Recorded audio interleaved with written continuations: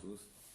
Donc aujourd'hui le cours sur la paracha, comment passer en fait, le thème ça va être comment passer de l'obscurité à la lumière, c'est-à-dire en réalité, plus précisément, le Rav, là, le Netivot Shalom, il explique comment justement transformer en réalité cette obscurité en lumière.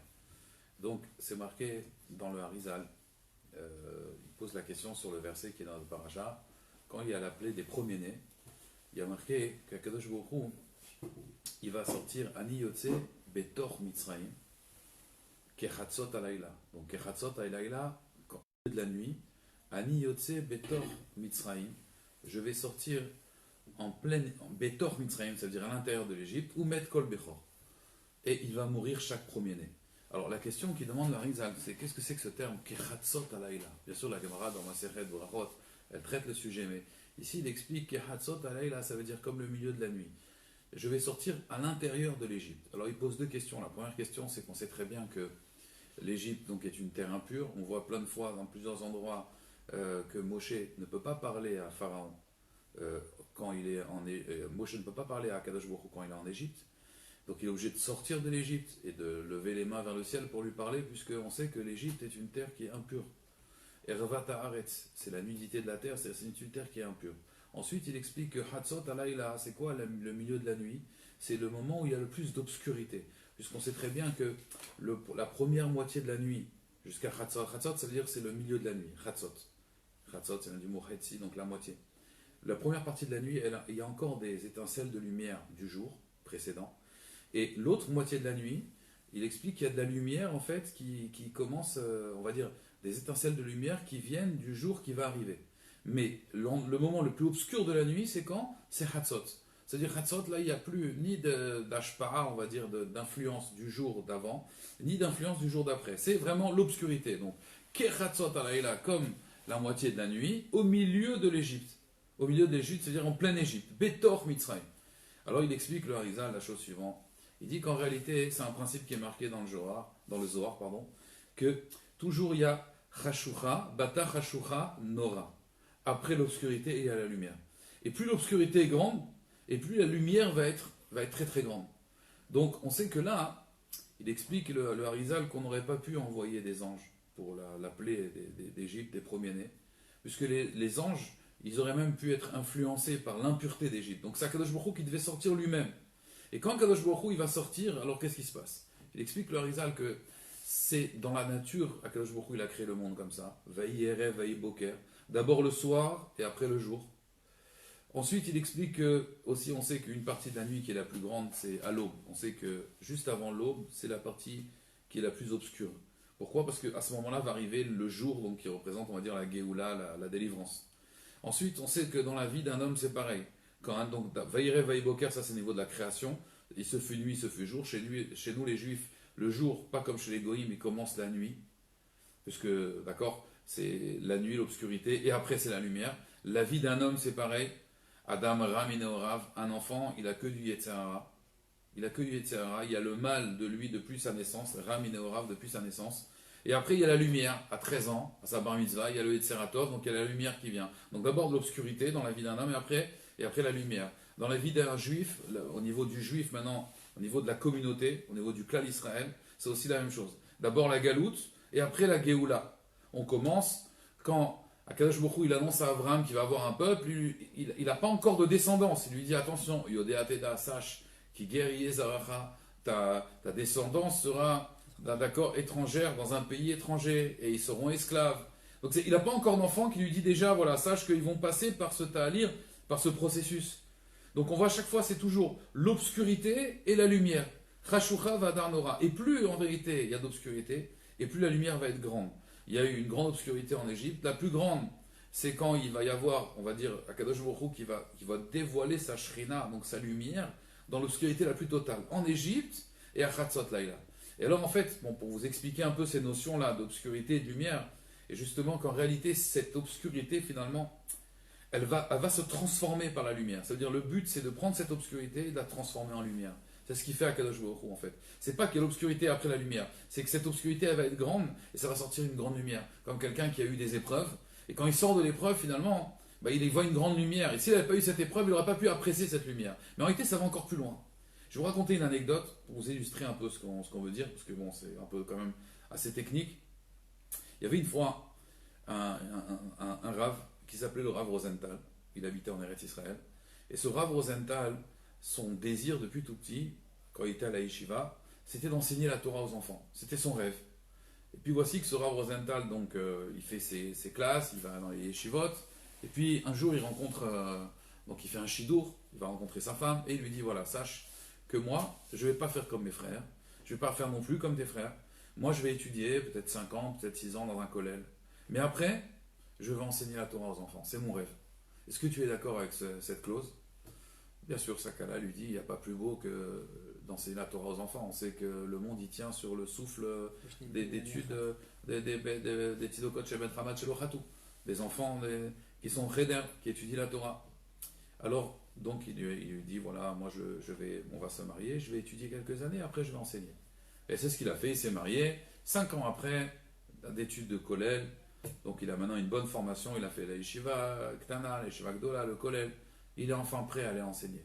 Alors il va dans une première école, il explique, il montre sa motivation, le directeur il ne peut que l'accepter. Et puis voici que ce professeur motivé, qui a les connaissances, qui a tout, commence donc sa classe, et au bout d'un an, donc il est convoqué chez le directeur, c'est une catastrophe. Et pourtant il a tout. Il a, on va dire, la connaissance, il a l'amour de l'enfant, ça c'est très important, il a l'amour de l'enfant, l'amour de la Torah, l'envie de transmettre, mais il lui manque une chose. Il y a une chose qu'il ne sait pas faire, la discipline. Et ça, malheureusement, on sait très bien que dans l'enseignement, d'accord, si quelqu'un il ne sait pas mettre la discipline dans une classe, alors c'est plus un enseignant, mais le mot enseignant, il faut le diviser en deux, c'est enseignant. C'est-à-dire qu'il va enseigner. Le pauvre, ça va être très très dur pour lui. Alors le directeur, il dit, écoutez, vous ne savez pas tenir votre classe, c'est pas possible. Et il est renvoyé. Et voici que ce Rav Rosenthal, il ne se décourage pas, et il va aller d'école en école. Il va passer après dans une autre école, dans un autre établissement, et il va essayer d'enseigner, pareil là-bas, il va être envoyé. Il va faire à peu près une vingtaine d'établissements. Ça fait maintenant 20 ans qu'il enseigne, il n'en peut plus. Et voici qu'il rentre chez lui un jour, et il lui dit à sa femme, ça y est, je suis découragé, de toute façon il n'y aura plus d'école qui va m'accepter. Et sa femme, qui est une tzadé, qui a été chez Trail, elle ne perd pas l'espoir, elle dit non, les Ashkenazim, ils vont jusqu'au bout. Alors, elle voyait une école qui vient d'ouvrir, et elle voit que le directeur, il s'appelle Mordechai, elle le connaît, c'est un ami d'enfance. Elle l'appelle, elle lui dit, Moti, comment tu vas? J'ai appris que tu ouvres une nouvelle école, Mazel Tov, merci. Tu te rappelles de moi? Bien sûr que je me rappelle de toi. Alors il lui dit, tu sais, voilà, moi j'ai un bon professeur à te conseiller, mon mari. Alors il dit, écoute, je suis désolé, mais tu sais, moi, avant d'ouvrir une école, j'ai cherché des professeurs. Et Dafka, je voulais prendre ton mari. Mais bon, j'ai entendu des choses sur ton mari, c'est un très bon professeur, mais malheureusement, il ne sait pas tenir une classe. Écoute, moi, je viens d'ouvrir une école, je ne peux pas me permettre de prendre ton mari. Et voici qu'elle pleure au téléphone. Et une femme qui pleure, c'est très dur de lui refuser quoi que ce soit. Alors écoute, il accepte. Et c'est vraiment parce que c'est toi, parce qu'on se connaît depuis des années. Et son mari, il va dans l'école de ce Moti, là, ce directeur. Et il commence, au bout d'un trimestre, c'est une catastrophe. Alors lui, il est gentil, il lui fait tous les âges. Peut-être qu'il va accrocher plus avec les adolescents. Peut-être les petits, ils ont un caractère, ils n'ont pas encore les Tseratov. Il fait tous les âges, les adolescents, la préadolescence. Mais malheureusement, ça ne fonctionne pas. Et au bout de 4 ans, il est obligé de partir. Maintenant, ça fait 25 ans à peu près qu'il enseigne. Et à chaque fois, c'est la même chose. Un soir, il rentre et il dit à sa femme, ça y est, j'arrête. Quoi, on t'arrête? Non, j'arrête d'enseigner. Alors sa femme, elle lui dit, écoute, on ne va pas se décourager, laisse-moi faire, je vais trouver une école. Bon, son mari, il n'écoute plus, il ne veut plus enseigner. Le pauvre. 25 ans d'échecs. 25 ans, tu peux les prendre et les mettre à la poubelle. 25 ans d'échecs. Sa femme, elle ne se décourage pas. Elle voit dans une annonce, une école. L'école du Kfar. Qu'est-ce que c'est l'école du Kfar? L'école du Kfar en Israël, c'est connu, c'est une école où il y a tout, on va dire, les cas sociaux, tous les élèves qui se sont fait renvoyer de tous les établissements, ils atterrissent dans cette école. Alors là-bas, durée de vie d'un professeur, c'est à peu près 3 semaines. Si on reste plus que 3 semaines, il faut un petit pool, psychologique, il faut se faire traiter par un psychologue. C'est une école où les professeurs deviennent fous. Alors, elle n'est pas au courant de cette école-là, elle ne sait pas ce que c'est l'école du Kfar. Elle voit l'école du Kfar, on cherche des professeurs d'urgence.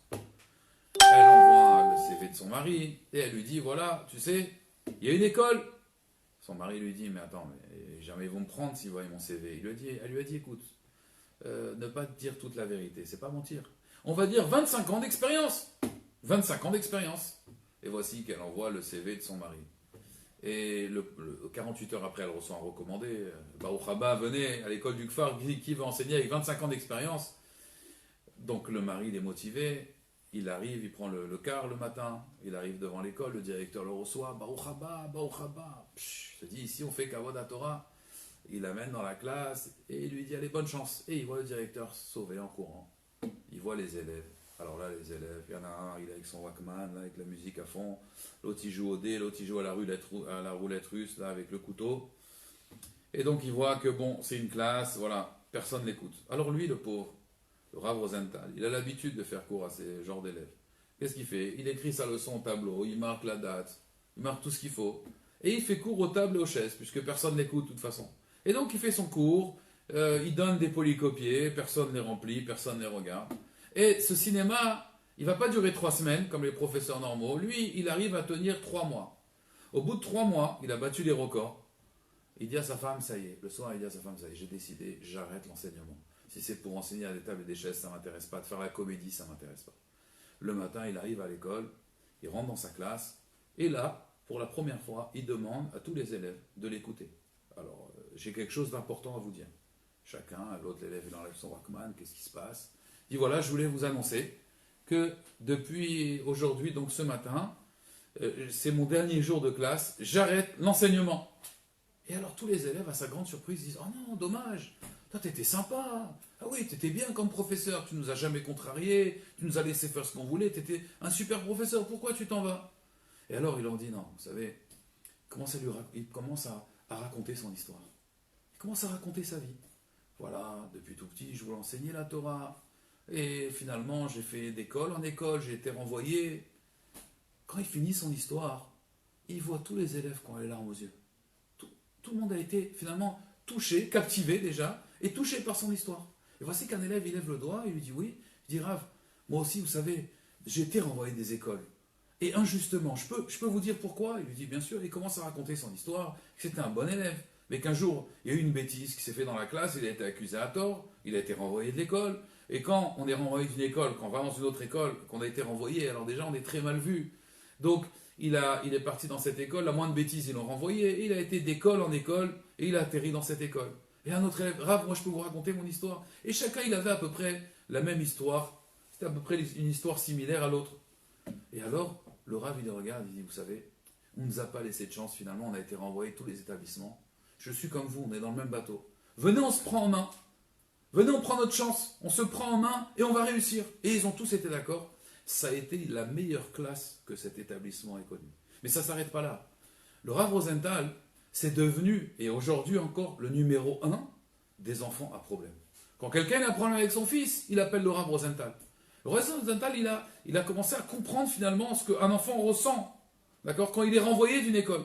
Et voici que les téléphones affluent, les gens le voient, toute la journée il est en consultation. Et voici qu'un jour, quelqu'un il appelle le Rav Rosenthal à minuit, en pleurant.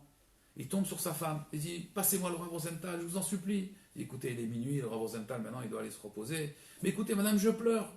Alors, elle lui dit, écoutez, vous savez, tout le monde pleure, malheureusement quand on appelle mon mari, on est en pleurs. Elle lui dit, oui mais vous avez pleuré un jour. Et je vous ai accepté.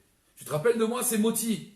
Le directeur, tu te rappelles? Moi j'ai accepté ton mari quand tu as pleuré. Alors je t'en supplie, passe-moi ton mari. J'ai un problème avec mon fils. Ça veut dire, il est devenu tellement connu, tellement reconnu ce Rav-là. Et alors, on peut se poser la question. On aurait pu se dire, si on s'arrêtait au milieu de l'obscurité, 25 ans d'expérience, et là il arrive à l'école du Kfar, on se dit finalement, il a perdu son temps cet homme. Il a perdu presque la moitié de sa vie à enseigner pour rien.